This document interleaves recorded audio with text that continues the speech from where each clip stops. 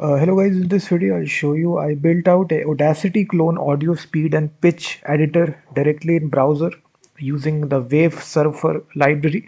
This is actually the full source code of this.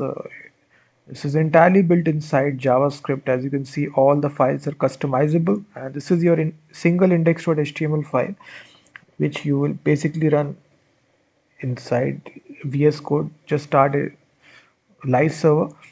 So it's a static application similar to Audacity, which is actually a very popular editor for sound, for editing your sound, which is a desktop app, but this runs in directly in the browser.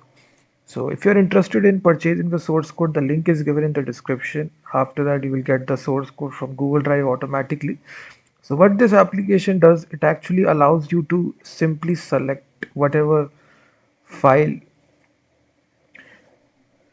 You can actually select a song, mp3 song, wave song. After that, construct this wave line structure, as you can just see here.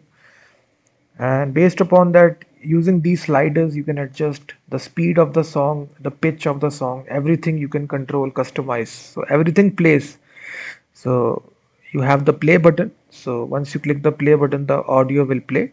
So due to copyright issue, I can't play the audio, but you can choose any sort of song. It can be mp3 song. It directly edits, it directly plays, and using these sliders you can adjust the sound, speed and pitch, and accordingly it will adjust. So if you are looking forward for trying this out, I have deployed this. So before purchasing it, check the full description link. So this is actually the demo right here. You can actually check out the live demo and then select the file. After that, it will construct the waveform for you.